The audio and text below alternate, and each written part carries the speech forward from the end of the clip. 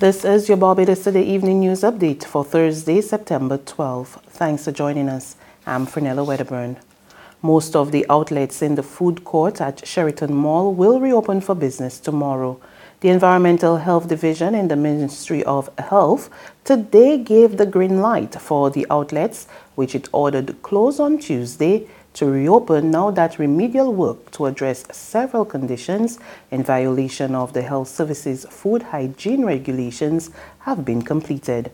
Acting Chief Environmental Health Officer Ronald Chapman said today that there is still work to be done in some areas, and as a result, not all the businesses at the Christchurch Mall will reopen tomorrow.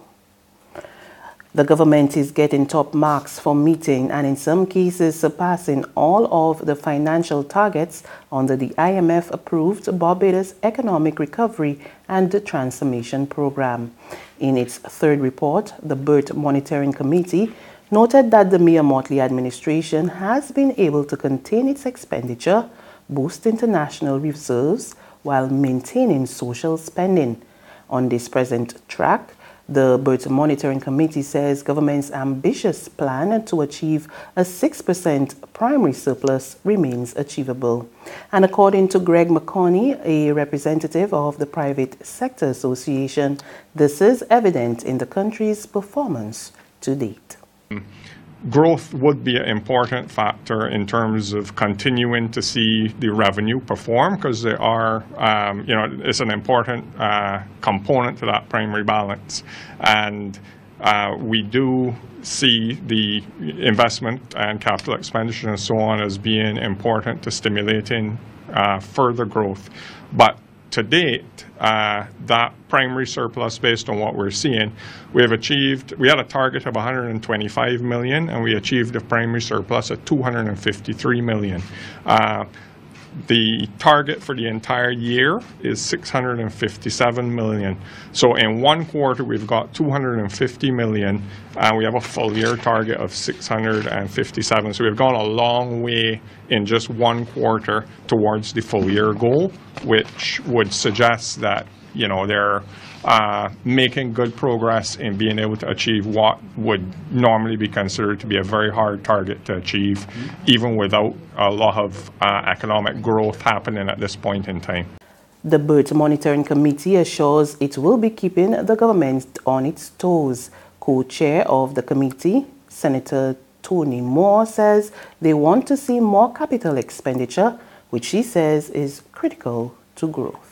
We had hoped that there would be more projects on the way. Of course, the private sector, if they had to comment in their individual capacities on it, they will speak in terms of investment, and that being a signal that government was moving towards having the appropriate infrastructures in place for investments to be realized. And from the union perspective, of course, we will look at it in terms capital expenditures, a signal that more projects bring more jobs and therefore reduce unemployment. So for all of us, this is a concern, and we are of the view that that is something that needs to be corrected, and we want to keep monitoring that.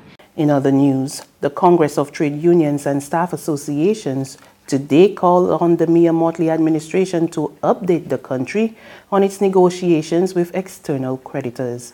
Union President Edwin O'Neill says, with reports that government is inching closer to reaching a deal with creditors, it's duty-bound to provide details. And it behoves government to begin this conversation with the people of Barbados as to what those details are for the satisfying of the external debt. At the same time, City SAB General Secretary Dennis DePisa welcomed the recent report from the International Monetary Fund that government was meeting all its targets under the Extended Fund Facility. He, however, stressed that government must find a solution to repay its creditors. What are we doing? Because we have to know. Because we don't want to find ourselves in a position where labor fees another blow and taking another serious part of the burden. we know it has to be shared, but we still want to know how you're going to proceed, because part of that, if we do not start to generate some level of revenue and growth in the country, we are going to go around in a circle, trying to treat one problem but creating another. There's regional and international news after this short break.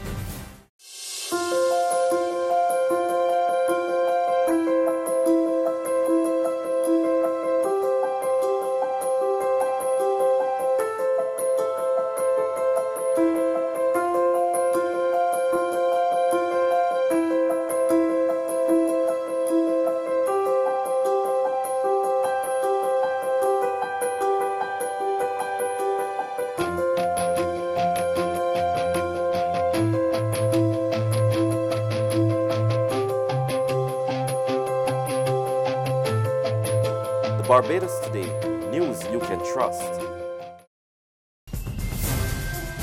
To regional news now, the government of the Bahamas has issued a tropical storm warning for several of its northwestern islands, which are still reeling from Hurricane Dorian. The U.S. National Hurricane Center says a tropical cyclone is expected to form in the coming hours near the northwestern Bahamas. The system is emerging about 235 miles southeast of Great Abaco Island. The disturbance has maximum sustained winds of 30 miles per hour and is moving to the northwest at 8 miles per hour. Forecasters say the system could become a tropical storm within the next day or so. Heavy winds and rain are expected within the northwest Bahamas late Friday, except for Andros Island. And on the international scene, British Prime Minister Boris Johnson has denied lying to the Queen over the advice he gave her over the 5-week suspension of Parliament. He was speaking after Scotland's highest civil court ruled on Wednesday the shutdown was unlawful. The current 5-week suspension began in the early hours of Tuesday, and MPs are not scheduled to return until October 14. Did you lie to the Queen when you advised her to prorogue, to suspend Parliament? Absolutely not. And indeed, as I say, the High Court in England plainly agrees with us, but the Supreme Court will have to decide. We need a Queen's speech. We need to get on and do all sorts of things at a national level. We've got a fantastic... Here we are, discussing shipbuilding. We're going to be launching 5 new Type 31 frigates. We're going to need bills on education, on health, on housing, on technology, on our vision for investing in science, space program, all the things that we want to do, on environment, stopping the export of waste overseas and plastics. There are a huge number of things that we want to get on with and do. You can't do them. We've been going on in this Parliament now for longer than any time since the Civil War. We need a Queen's speech. We need to get on with things. And Parliament will have time, both before and after that crucial summit on October 17th, 18th,